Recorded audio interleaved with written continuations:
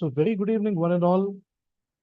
Very good evening, fellow doctors, seniors, juniors. We all have gathered once again here for an academic feast that is to follow. As we all know, India uh, is home to multiple patients living uh, with a metabolic syndrome. We all know from the ICMR InDive study that we have a huge data of patients with diabetes. We have 315 million hypertensives, a good number of dyslipidemics, and our patients also tend to develop cardiovascular disease at least a decade before those of Caucasian populations. So one important aspect that often is not discussed as we discuss diabetes or as we discuss hypertension is dyslipidemia. To take us through the journey for the same as to what are we doing right with managing dyslipidemia in 2024, we have one of the best experts in India today. We have none other than Professor S.N. Narasimhan sir, whom I have the honor of introducing. Sir is the Vice President of the World Hypertension League, and the Chair of the Indian Organizing Committee for the 6th World Hypertension Congress. As you all know, he is also the Vice Chairman for the Lipid Association of India and is the Managing Director of SNN Diagnostic Center, Chennai. Sir has received numerous accolades and awards throughout his career and has also published multiple papers in national as well as international journals. Without wasting any more time, I hand over to the expert of the day. Over to you, sir. Shall I share my screen? Shall I share my screen, please? Sir.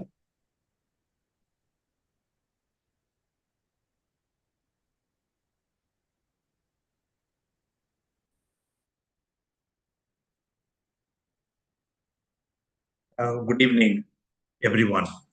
I'm really happy to get associated with all of you this evening for a scientific program, which is actually being conducted on the day when we are all observing World Heart Day.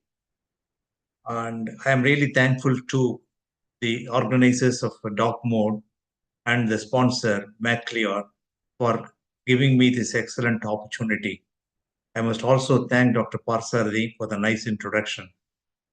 The topic that we have chosen today for discussion is about the dyslipidemia management in 2024. Way back 1933, there was a mention about atherosclerosis in the journal called Arteriosclerosis. In the absence of hypercholesterolemia, raised LDL cholesterol, or remnant particles, it is virtually impossible to cause atherosclerosis in an experimental animal. We know that the LDL cholesterol plays a central role in atherosclerosis, not only in the initiation of atherosclerosis in the form of endothelial dysfunction, but also in the progression of atherosclerosis ending in clinical cardiovascular events.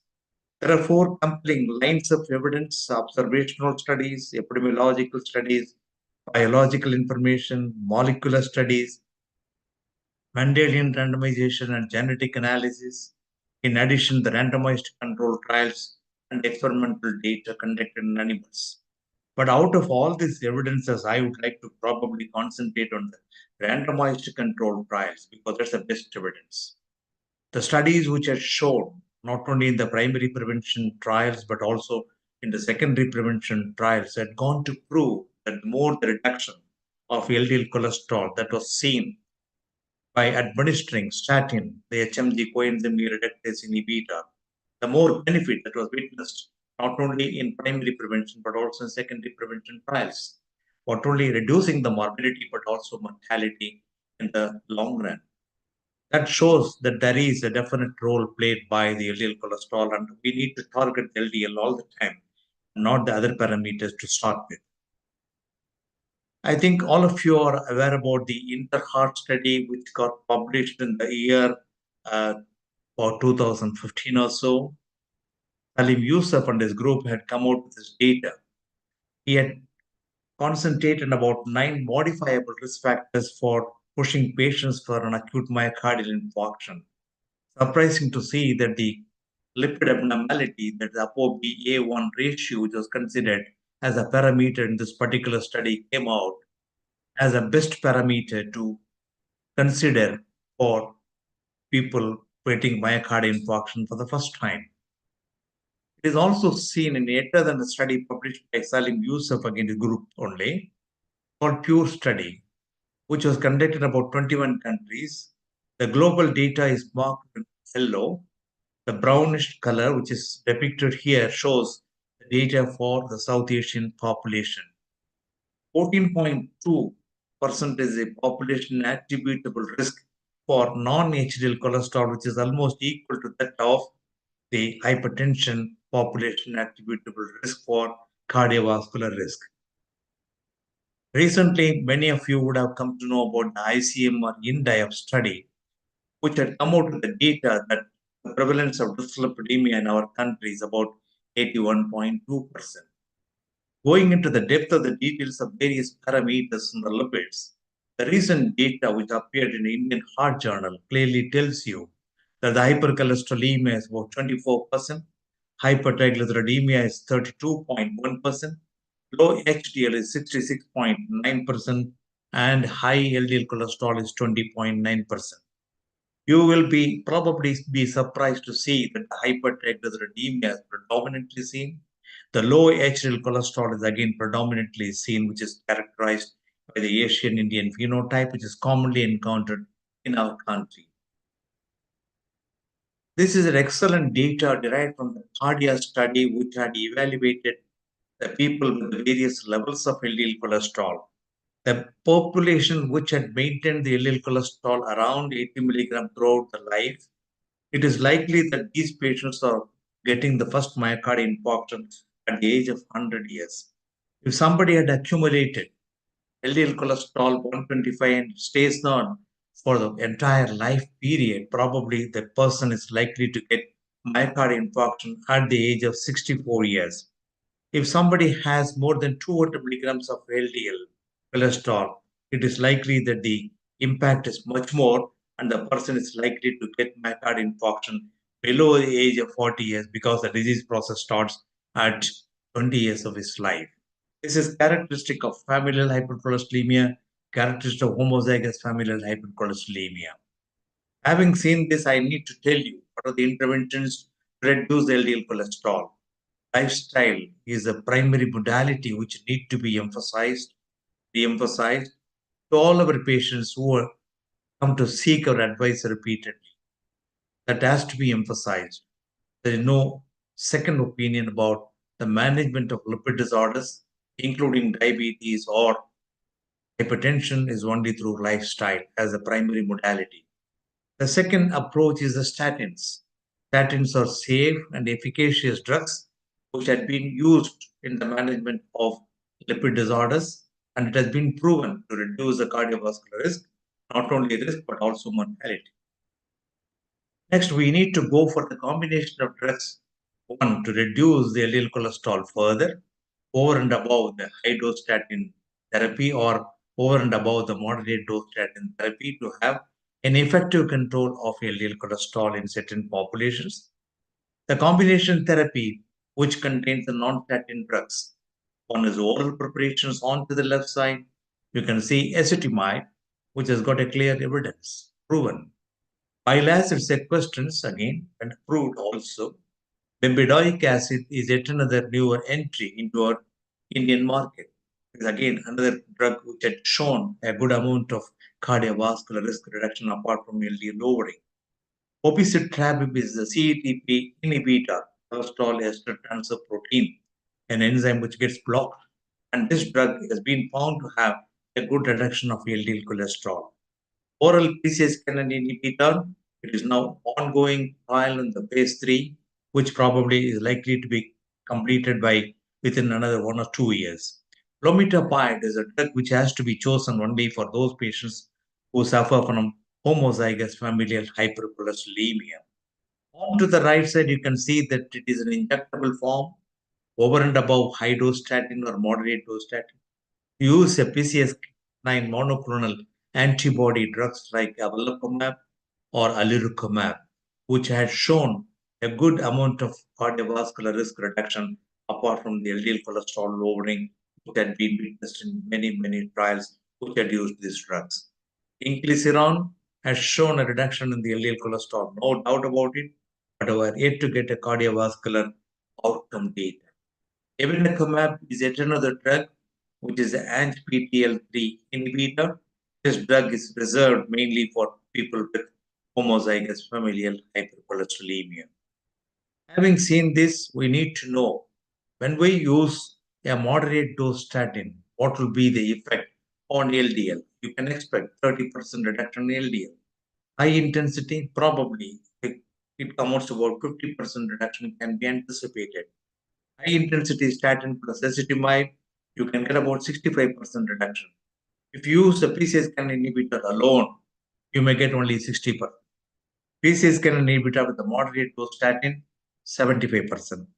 Suppose you use PCSK9 inhibitor with a high dose intensity statin plus an ezetimibe, I think you can get about 85% reduction in LDL cholesterol, which is amazing to have much more cardiovascular benefit. Having seen this, this is a good data which was probably arrived from the various clinical trials and the meta-analysis. If LDL cholesterol is brought down to the levels of 50 milligram or lower, the risk of the cardiovascular events is reduced by more than half. But I need to tell you that many patients, even on high dose statins, maybe around 40% or so, they do not even reach the LDL goal of less than 70 milligram, which was probably the goal at the time when these studies were published. When you use a high dose intensity statin to reduce LDL, you can anticipate more than 50% reduction. That is what we had seen now in the previous two slides. But only 28% of the patients receive high dose statin. There is the physician's inhibition to start a high dose statin, physician's inhibition to increase the dose of statin as and when it is required for deserving cases, as per the real world data which got published by Devancy's trial. This is a good data. You require evidence. When you talk about science, you require evidence. Evidence comes from randomized controlled trials, meta-analysis. The beautiful trials which had been included in this meta-analysis require our attention now. The first meta-analysis is 26 randomized trials, more than 170,000 patients clearly indicated the reduction in morbidity as well as mortality to the extent of 10%. Meta-analysis of the 49 trials, which included 312,000 patients assessing different therapies, again showed 23% reduction in the cardiovascular risk. Meta-analysis of 52 trials, which involved nearly about 327,000 patients, different therapies, statin, ezetimibe, PCSK9 inhibitor, again started showing 19% relative risk reduction. If you combine everything, I think those of you who are watching this particular program need to remember, if you are able to bring down LDL cholesterol by 1 millimole, which is equal to 38.7 milligrams of LDL cholesterol per deciliter, if that reduction is achieved, you can anticipate 20% reduction in cardiovascular events. That's the message, ladies and gentlemen. That is the message which I thought I should pass it on to you. Having seen this, even if you are giving an adequate dose of statin, even if the LDL cholesterol is under good control, only about 25 to 35% of the patients do get maximum benefit, leaving 65 to 70% of the patients still at a high risk of developing a cardiovascular disease. That means there's a residual risk which need to be tackled. What does it mean? You should probably aim for further reduction of LDL, or you should go for the increasing the HDL cholesterol, or concentrating on triglyceride, or concentrating on lipoprotein parameters, or the remnant cholesterol.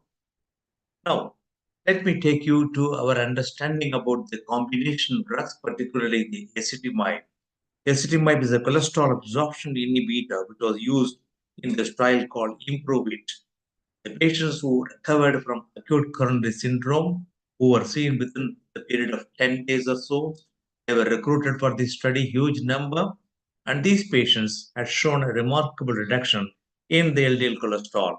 The yellow line indicates what was seen as 93 milligrams, touched about 53 milligrams at the end of 1 month itself, and that gets stabilized. And throughout the course of the study, it reached about 53.2 milligrams. Whereas the persons who had received only statin, simvastatin alone, has shown a reduction of only up to 69 milligrams. So patients who received simvastatin alone reached the levels of LDL cholesterol 69, whereas the patients who received a combination of simvastatin plus ezetimibe 10 milligram had shown a great amount of benefit in the form of reduction of LDL cholesterol, which reached the levels of 53 milligram, which reflected in the absolute risk reduction of 22% and the relative risk reduction of 6.64%. In fact, when the study was published, the people were not very happy to receive this information.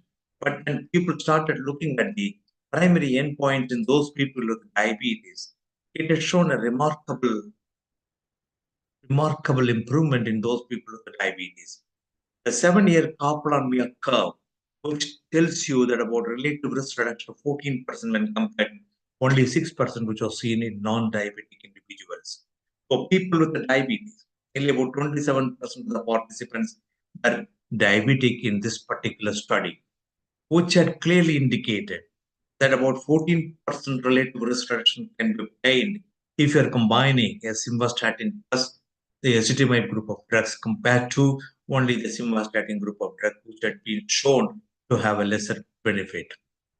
It is also seen in yet another trial called ezetimibe, which is published in Circulation, where the last two bars, which can indicate polyvascular disease without diabetes, is seen to have some amount of benefit, really about the absolute risk reduction about 3.1% in those people who received ezetimibe compared to placebo.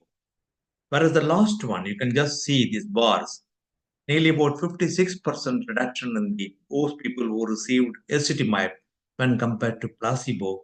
Again, the absolute risk reduction is about 9.1%, and the number needed to treat is only 11%. The message is very clear. People with the diabetes, with the polyvascular disease, if they are getting an addition of a non-statin drug like ezetimibe over and above the statin drugs, high dose or moderate dose statin, it is likely to probably get reflected in the form of reduction of cardiovascular events. Let me now try to concentrate on PCSK9 inhibitor.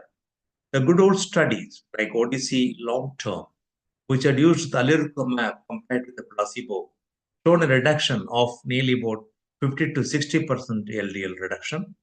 The same thing was observed in those people who received evolocumab compared to the standard of care, which was actually using this evolocumab in Osler 1 and 2 studies, indicated the mean LDL levels which were reached in these trials over 50 milligram, which resulted in 50% risk reduction. The slide which I had shown earlier also, if you are able to bring down the LDL cholesterol by 50 milligram, you are expecting a result about 50% risk reduction. The same thing has been again highlighted in those studies which had used the PCSK9 inhibitor. Taking all this evidence into consideration, we took everything into consideration. We came out with the recommendation through Lipid Association of India in 2016 itself, saying that people who are very high risk need to keep their LDL cholesterol less than 50 milligram and non-HDL less than 80 milligram. Having seen this, I must now take you to the most recent study which was published, Fourier trial, which had used the evolocumab. Look at this data. People were having 90 milligrams or 93 milligrams. Within a matter of 4 weeks, it touched 30 milligrams.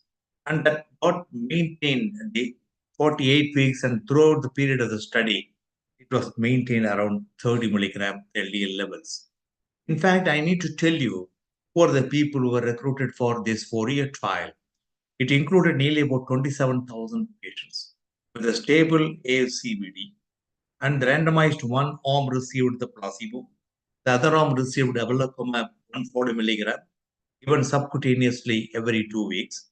And the results that 30 milligram of the LDL cholesterol that was reached in this trial, which got reflected in about 15% primary endpoint reduction. To look at this data, at the end of 4 weeks, what are the levels of LDL that was reached in this trial? Look at the data at the level of 10 milligrams, which was reached by a certain group of patients, about 2% of the participants, clearly indicated that there was a benefit of about 31% risk reduction.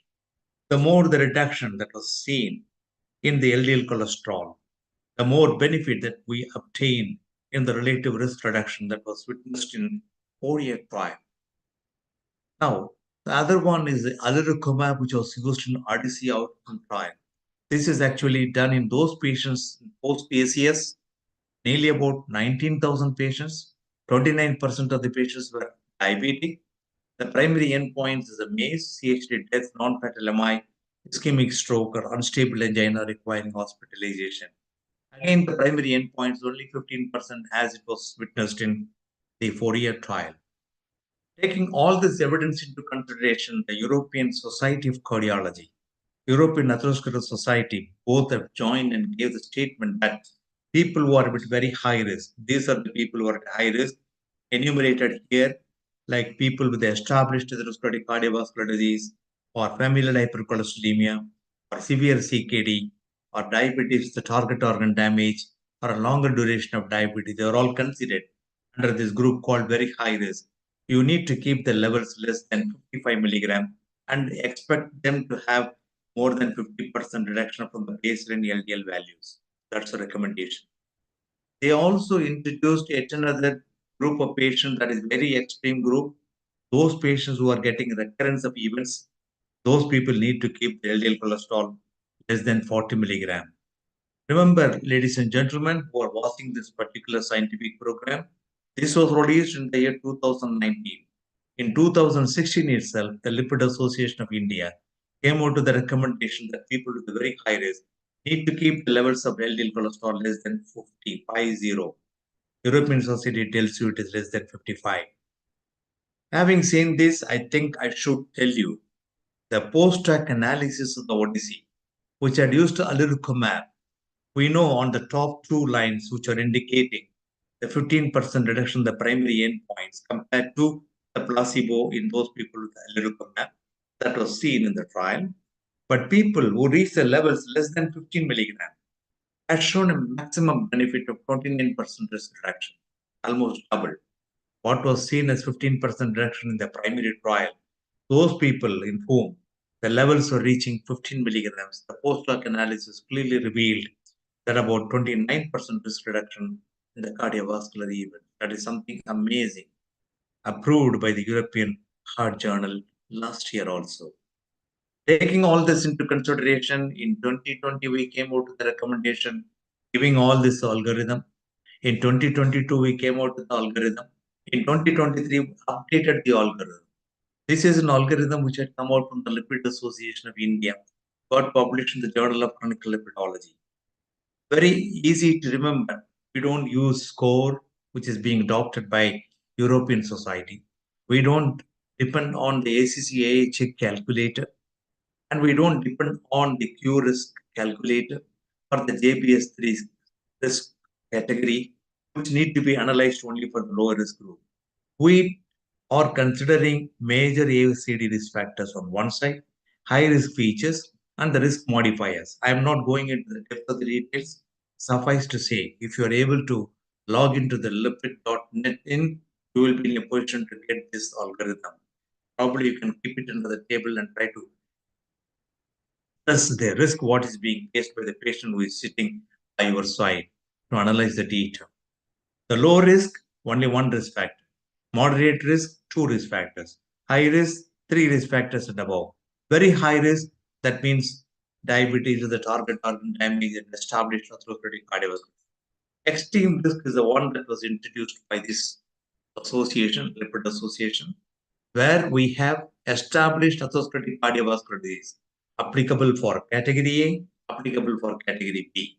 Category A, those people with established ASC, ASCVD, in whom you have one more feature of high risk. If it is added, that particular individual comes under category A. where you are supposed to keep the levels less than 50, but optional is 30. Whereas go to the extreme, that is category, extreme risk category B. Those people with established ASCVD, with polyvascular disease, with homozygous familial hypercholesterolemia, or those people with the target organ damage or a diabetes with the more target organ damage come under this group. So category B, where you are expected to keep the levels less than 30 milligram. In fact, last year, we also introduced yet another group called group category C, where you have already reached the 30 milligram, but patients are still at high risk. This comes under the category C, for whom we don't know exactly how much should be brought down. Probably we will be in a position to take some questions at the end when you are talking about it. This is yet another trial, which again kindles our interest to talk about the LDL lowering with the PCSK9 inhibitor, that is Avalocumab. We have seen in 4-year trial, the one on the top is the placebo arm. The one on the lower side is the one which is depicted in brown. It is the one that is group of patients who received Avalocumab. From 93 milligrams, it touched 30 milligrams. The trial, which was the parent trial of 4-year, which was compared to the placebo. The placebo arm actually remained at that level. What happened? These investigators of 4-year trial started doing one important introduction of Avalocumab at this stage. After 12 weeks, they wanted to introduce Avalocumab. And then suddenly the LDL cholesterols are dropping and then reaching the levels what was seen in the prior trial. At the end of this trial, 260 weeks, ladies and gentlemen, 8.4 years of follow. This is called 4-year open label extension study. 4-year open label extension study covered about 8.4 years. Huge data where you are able to see the reduction of LDL cholesterol to the extent of 29 milligrams. So you look at the results, what's happening, outcome. Compared to those people who received the Avalocumab after the placebo transition, they had even 17.8, 17.5. Whereas there's 15% reduction in those people who reached right from the beginning and extended for a period of 8.4 years. Secondary outcomes, 20% reduction. And then the cardiovascular death, 23% reduction. Are there any side effects? Except for the injection site reaction, there are no adverse effects. There are no drug-related allergic reactions. There is no muscle-related events. There is no new onset of diabetes. And there is no hemorrhagic stroke. So the lowest levels of LDL cholesterol, which were witnessed in this OLE, that is the long-term evaluation study, where the people reached the levels of less than 20 milligram, had a more definite lower risk of cardiovascular outcome. That tells you that you should start very early following myocardial infarction with the maximum benefit. The next question that begs answers from all of us. In LDL cholesterol, should we go to lower levels of acute coronary syndrome? Yes, the answer is yes. British nationwide cohort study. Within a matter of 6 to 10 weeks, patients who had received high-dose statin, over and above they received Evolocumab, and they were showing a maximum benefit of reduction of cardiovascular events. So it is a definite answer for an earlier and a lower LDL cell reduction after acute coronary syndrome. Now, I will take you to another level of understanding about the treatment, that how one should be very aggressive following myocardial infarction to treat the LDL cholesterol to bring it to the lowest level possible. Initiation of Evolocumab during the hospitalization period itself, over and above the high-dose statin, given for a period of 8 weeks, resulted in the reduction of LDL cholesterol and reached the levels of 30 milligram compared to people who did not receive Evolocumab, and their levels are about 79. 90% of the patients reached the goals. It is well tolerated throughout the study. There is another study which indicated it is NSTMI, not the ACS with the STEMI. It is NSTMI where these people had received this drug evolocumab has shown the reduction of coronary atherosclerosis and the stabilization of the plaque, and the regression was also witnessed with a very low levels of LDL cholesterol.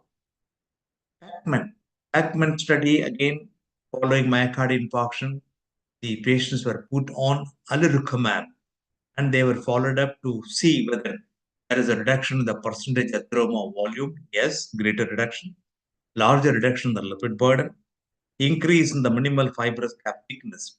And after 52 weeks of treatment, it was seen that it is a wonderful way of managing patients following acute coronary syndrome. When you plot all these things, the best statin compared to the Atorva is the asteroid trial which had used rosuvastatin, and then the Saturn trial which had used the rosuvastatin. They were all the benchmarks for us to say high dose rosuvastatin reduces the plaque burden, reduces the percentage of atheroma volume. Now, the Pacman, which had used alirocumab, Hygens, which had used the evolocumab, has shown to reduce marked reduction in the percentage of atheroma volume when the levels of LDL cholesterol reached about 20 milligrams. Again, stressing the importance of lowering the LDL cholesterol following acute myocardial infarction not only relieves this patient from reducing the cardiovascular risk, but also reduces the plaque burden and the percentage of atheroma volume. I will now take you to the other level of our understanding about the newer drug, that is about bempedoic acid. There are a number of trials which I don't want to dwell, except to say that there is a good trial which is called cardiovascular outcome data, which was used in those patients who are intolerant to statin. This was used either as a monotherapy, bempedoic acid, in those patients who did not take statins or who are unable to take statins. Those patients, nearly about 4,206 patients were recruited for the study, followed up for a period of 40 months, resulted in LDL reduction of 22%. The MACE events 4, major adverse cardiovascular events 4, reduced by 13%. However, there is no increase in diabetes, there is no increase in gout, in spite of the fact that uric acid was increased. Inclisiran is yet another drug which was introduced into the Indian market. Now it's available in our country also. There are a number of trials in inclisiran, starting from 1 to 11. And I think this study, which is an extension of the Orion 1 trial, which got published recently last year, is called Orion 3 trial follow-up, which had indicated for a period of 4 years, there's a good reduction of LDL cholesterol to the extent of 53 milligrams, and then the PCSK9 levels also came down with the administration of PCSK. This is inclisiran, which is a monoclonal, not a monoclonal antibody. It is a small interfering RNA against the PCSK9. Will treating high triglyceride reduce the cardiovascular event? That's the big question. There's only one study which has gone to prove that we can probably introduce the drug called icosapent ethyl. This was tried in reduced trial. This drug was given 2 grams in the morning, 2 grams in the evening, in those people in whom there was diabetes, in those people in whom the LDL cholesterol reached 70 milligrams following acute coronary syndrome, and those people at a very high risk. They were all recruited for the study. One arm received placebo, the other arm received icosapent ethyl ester, which is a EPA form of omega-3 fatty acid, which had resulted in the reduction of 25% in the primary endpoint and 26% reduction in the secondary endpoints. The triglycerides, which were considered for those patients in whom the levels were between 150 and 500, not more than that. However, I need to tell you that the triglyceride reduction alone was seen only in small percentage of the patients, but the pleiotropic effects of this particular drug had resulted in good amount of reduction in the cardiovascular events, apart from the high sensitive CRP came down. How to treat patients with diabetes? This is only one slide which I thought I should project here. That slide tells you all that you require is to concentrate on this center one, where I have just mentioned about the major age risk factors, age more than 45, age more than 55 in females, family history of premature ASCVD, current cigarette smoking, and then the high blood pressure, low HDL. That is the one which is appearing on the center. On to the left side, you have diabetic patients without cardiovascular disease. Divide them into two groups. One, there is no target organ damage, only one risk factor. The other one, target organ damage plus more than two risk factors. Very simple classification. Those people with no target organ damage, only one risk factor or less than one risk factor, the goal should be less than 70. Target organ damage with two risk factors, the goal should be less than 50. Now coming to the other side, that is ASCVD with the established systematic cardiovascular disease. Again, you need to consider the ASCVD risk factors. There is no target organ damage, target organ damage. Target organ damage is less than one risk factor, category A. It should be less than 50, optional is 30. Whereas the target organ damage with associated problems, including more than two risk factors, including a polyvascular disease, you need to keep the levels less than 30 milligrams. That's the recommendation. The recommendation should be LDL should be the primary target, co-primary target should be non-HDL, secondary target should be OB. What about the LPA? This is a LPO, hypoproteinuria. You should not think that it is a little a, which is little only, is not going to be injurious. It is the one that is a potent atherosclerotic risk factor. This increases the risk through various factors. One is the pro-atherogenic effects, pro-thrombotic effects, pro-inflammatory effects. Why should we get worried about atherogenesis? This involves many organs. People in whom the LPA levels of more than 90th percentile had shown clearly that there is a 2 to 3-fold increase in myocardial infarction, aortic valvular stenosis, peripheral arterial disease, ischemic stroke, heart failure, and then including the fatality. In fact, in 2020, people have come out with a statement that the lipoprotein lipase should be a strong, independent, likely causal risk factor for cardiovascular disease. What are the drugs that are ongoing? Probably research will throw more light on these issues. The next year, we are going to get the results of this particular product called pelacarsen. It is an ASO, that is, and this is actually the antisense oligonucleotide. This drug is being tried in phase 3 trial. Phase 2 trial has shown promising results. The outcome data will be available by the end of next year. Yet another drug is a small interfering RNA. Olpasiran is a drug that was used, showed a reduction in the LPA concentration in those patients with ASCVD. So LPA, ladies and gentlemen, again, I'm telling you, don't consider this a small lipoprotein little a. It is not little anymore. You need to think that it is a deadly cholesterol and try to think about increasing the atherosclerotic cardiovascular risk and then how to reduce it. Probably one has to wait for the results of all these trials which are ongoing. Familial hypercholesterolemia, if somebody gets an altered DNA from one parent, it is called heterozygous familial hypercholesterolemia, more common when compared to other type. What is homozygous? If you are getting an altered DNA from both the parents, the problem is homozygous familial hypercholesterolemia, which is a rare type. What about the prevalence of hypercholesterolemia? Globally, it is about 1 in 300. In India, it is projected as 1 in 125 to 1 in 450. And it paves the way for these individuals to get into problems like ischemic heart disease, premature ischemic heart disease, and severe hypercholesterolemia seen in those patients. Women with this familial hypercholesterolemia, 30% they die before the age of 60. 50% of men by the age of 50 they die. If you are able to identify these people, it reduces the coronary artery disease risk. If you can tackle the LDL cholesterol, probably you can reduce the risk by about 80%. This is the homozygous familial hypercholesterolemia. One of my patients, she was seen by me when she was only 8 years old. Now she is 23 years old with a tendon xanthoma, with all skin markers. The drug that is being tried now is a drug which is called evenacumab, which I mentioned in the beginning. an anti-PTL3 blocking drug. This drug was tried in those patients who received hydrostatin, PCSK9 inhibitor, and then ezetimibe plus LDL apheresis.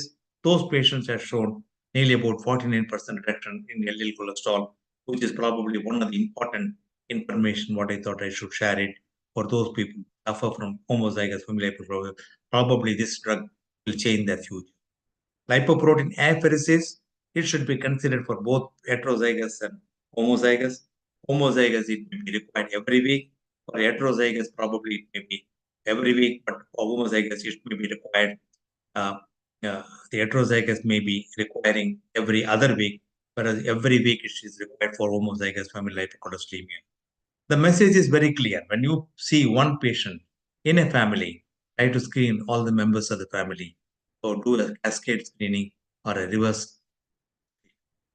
So familial hypercholesterolemia is a family disease. Residual risk, which I started showing it to you in the beginning, I talked only about the cholesterol residual risk. I focused attention on all these trials and started talking about the reduction of LDL cholesterol, the lowest level possible to reduce the cardiovascular risk. There is a residual inflammatory risk where the high sensitive CRP is more than 2 milligrams. Residual thrombotic risk, residual triglyceride risk, which I talked about, reduced trial. Residual LPA risk, talked about this drug called pelacarsen. Residual diabetes risk, of course, you can use SGLT2 inhibitors, GLP-1 receptor agonist to improve the cardiovascular risk reduction in those patients. So, ladies and gentlemen, my final message for this particular scientific session, and that too for the particular session on dyslipidemia, on the day when we are all probably observing the World Heart Day, we need to move away from the high intensity statin to a higher lipid lowering therapy with a combination of drugs. We had witnessed all this introduction of these drugs in our country: statin, ezetimibe, PCSK9, icosapent ethyl ester, bempedoic acid, inclisiran. All these drugs have got evidence, and these are the drugs that are available even in our country. Make use of all these drugs to make our patients comfortable, to reduce the cardiovascular risk, and probably we can relieve them from getting into mortality. Let me have the pleasure of inviting all of you who are listening to this particular session to a World Hypertension Congress, which is going to take place in India for the first time, and that too in Chennai, between 7th and 9th March 2025, at 1088 Center. And I am the organizing chair for this Congress. About 33 international speakers are coming. And of course, who is who in hypertension, they are going to be there in Chennai. And of course, 100 international faculty will also be participating. We are targeting nearly about 1,500 to 2,000 delegates to attend this Congress. I request all of you to register this Congress. You can probably visit our website, www.wc.com. Thank you very much, ladies and gentlemen, for your patient listening. I am too delighted to take any questions if they are available. I'll stop sharing my screen. Dr. Parsardi, yes. Thank you for the wonderful narration, sir. We've got a very engaging audience who asked a couple of questions. So, and it's possibly all across the length and breadth of lipidology, but in the interest of time, whatever is feasible, so we try to take. Yeah. So, the first question comes from Dr. Dhaval, who asks, from the screening, from a primary prevention perspective, what patients or what are the subset of patients who should undergo a coronary artery calcium screening, and what are the cutoffs to intervene? Coronary artery calcium score probably is one of the best modality to identify people who are at a high risk. If it is up to 100, probably it gives you that the patient is at a high risk. More than 100, definitely significant. Up to 300, very, very significant. It has to be considered as the most important risk marker. In addition, we need to probably concentrate on the risk has to be analyzed if you are going to concentrate on a primary prevention strategy. Those people with hypertension, those people with diabetes, those people without diabetes, without hypertension, but they're older people, or the family history of premature coronary artery disease. those people need to be analyzed properly.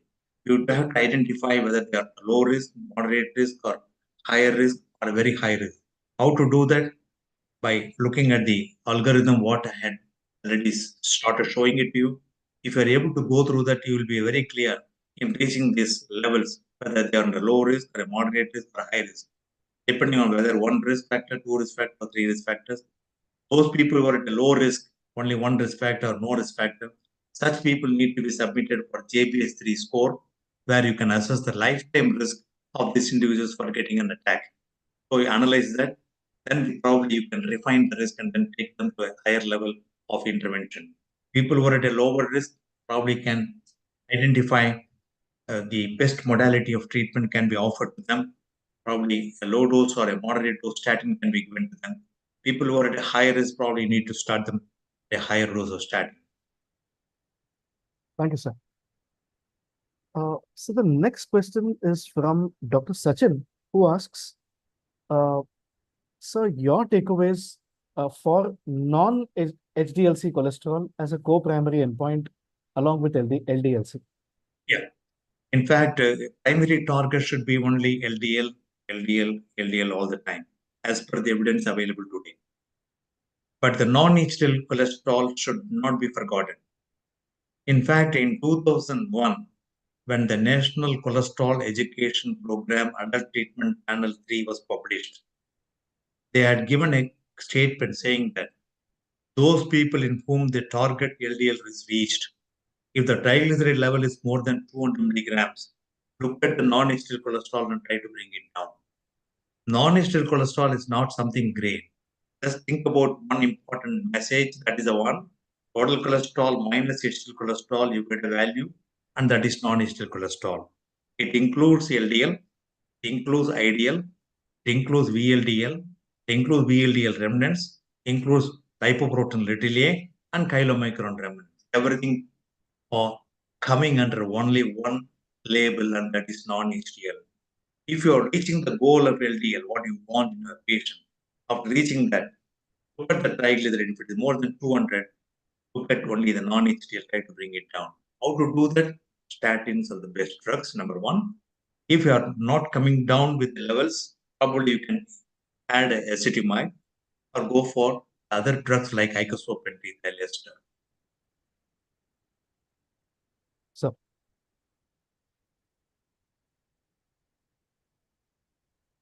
So, the third question we have, uh, so just on lines of No problem. icosapent, Whatever is the question, I don't mind answering. So just on lines of the icosapent which you just mentioned, uh, one of our doctors asks, so we always prescribe fenofibrate for hypertriglyceridemia along with statins. Thanks for letting us know about icosapent. What are the advantages of IPE over fenofibrate? You've already discussed in your slides, sir, but still, if you could just. Okay. Of course, I did not show any slide pertaining to fenofibrate. I know people will definitely ask a question. I didn't want to waste my time on that. In spite of the fact that we had an experience of using fenofibrate in the last 50 years, we don't have a good cardiovascular outcome data. Whether you take a CORD trial or a field trial or HS trial or a BIP trial, whatever the trial, look at the meta-analysis of these trials, which have shown some sort of promising result. In the sense, people who had more than 200 milligrams of triglyceride, 204 milligrams of triglyceride, they have shown benefit of reduction of cardiovascular events.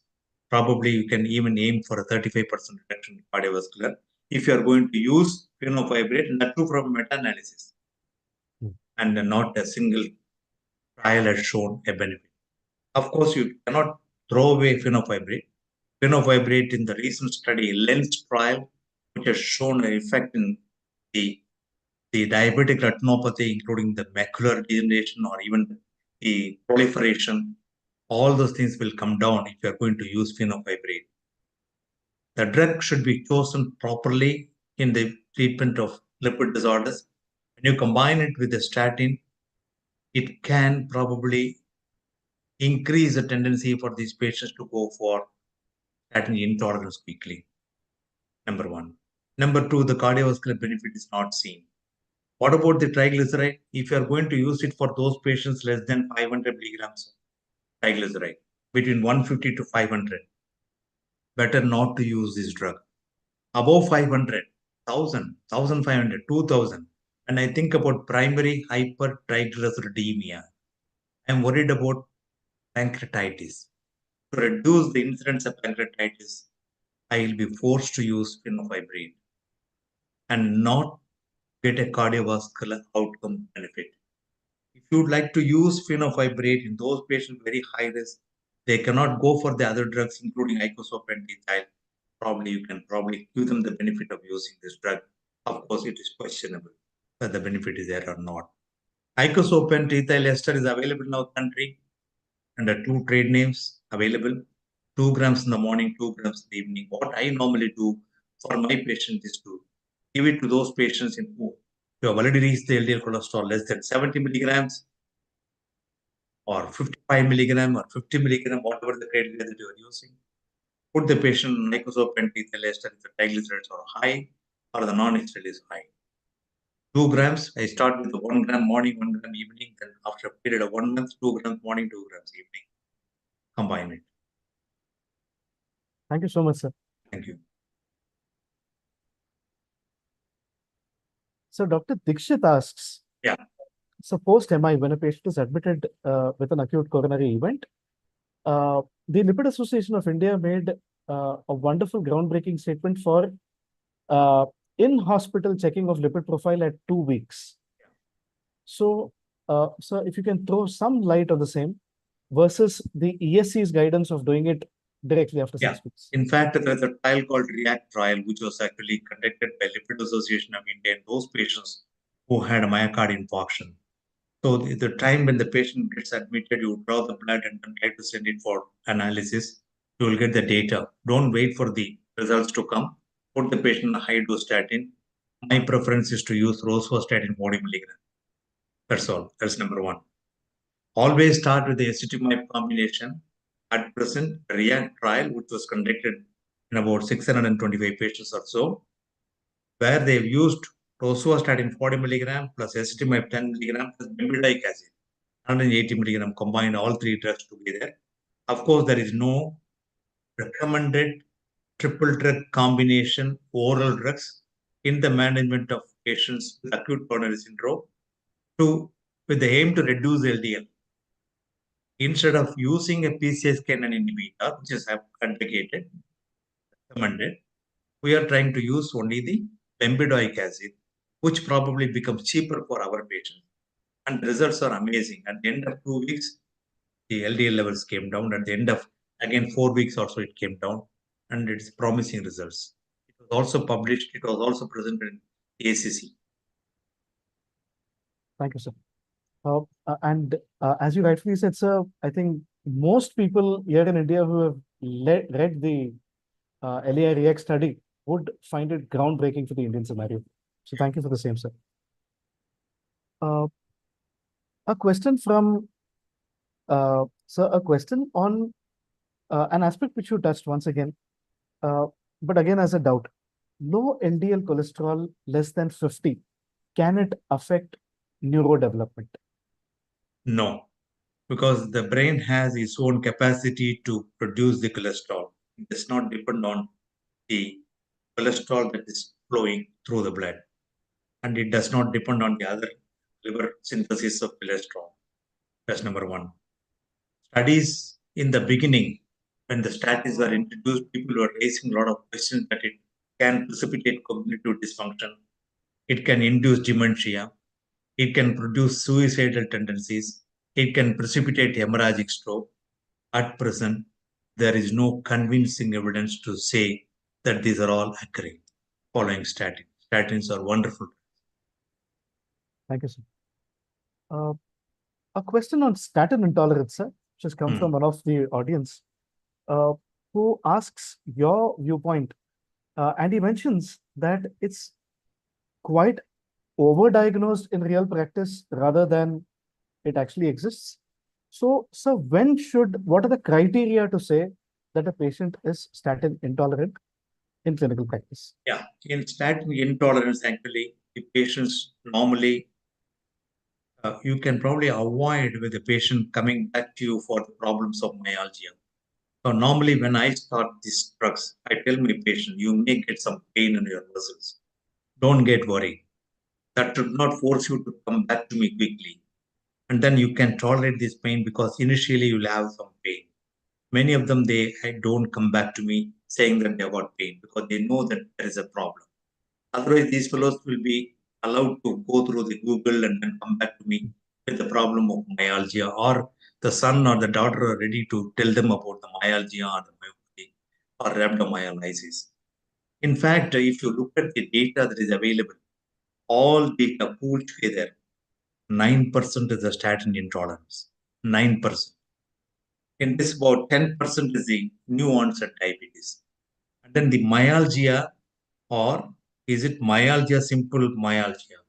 The myalgia, probably the muscles involved are proximal muscles, usually bilateral, proximal musculature affected.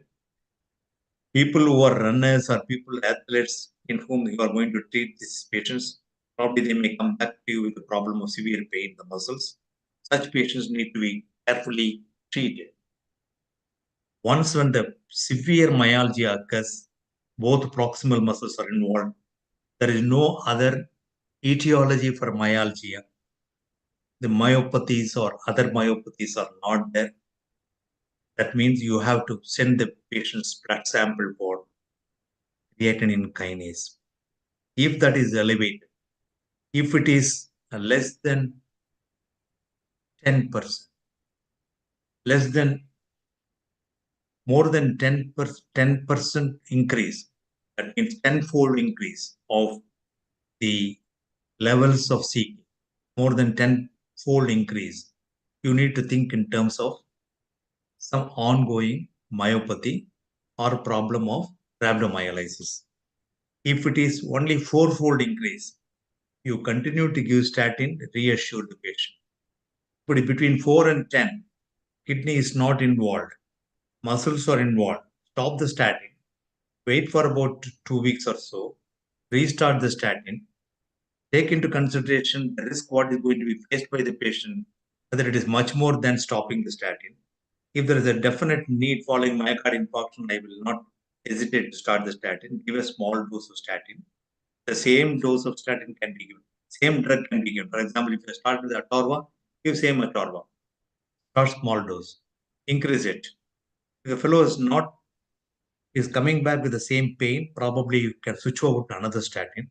It can be even thrice weekly or bi-weekly statin. Lower dose, alternate dose statin, bi-weekly statin, changing the statin may probably be good for some patients. If it is more than tenfold rise of creatinine kinase, look at the creatinine level, EGFR level, take the nephrologist's opinion, look at the problems of rhabdomyolysis. You have to stop it. There is no other go to treat this patient except to use PCSK9 inhibitor in such individuals.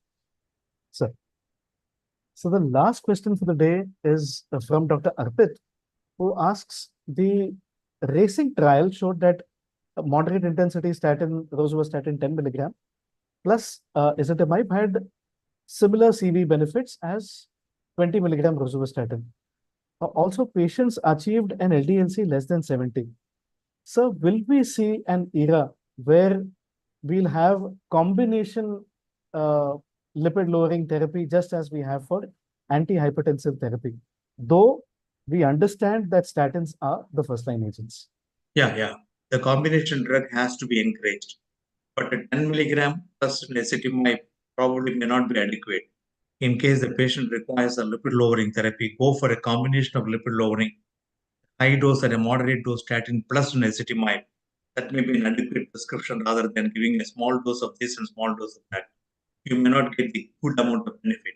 So take into consideration the risk what is being faced by the patient. For example, if somebody seeks advice for primary prevention, he has not developed any problem.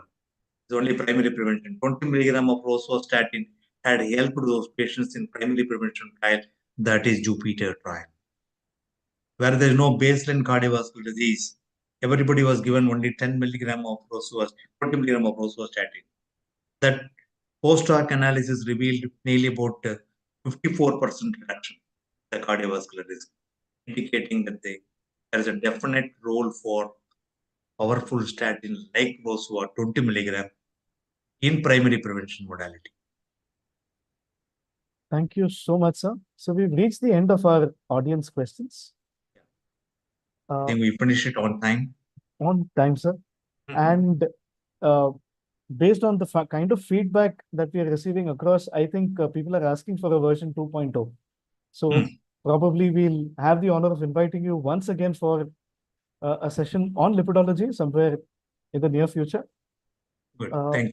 Thank you so much for your time, sir. And this was such a wonderful discussion rather than just a road discussion of trials. It was trials and what is the clinical takeaway from that. Yeah. So it was something that the audience has hugely appreciated. Yeah. Dear audience, we thank you too for actually logging in on a Sunday. And in my experience across multiple therapy areas, we usually do not see so many questions on a Sunday evening. So thank you all for actually being such an engaging audience. And we are very sure that the takeaways from this webinar would ultimately empower you as clinicians to practice better, understand lipidology better, and do better with your patients.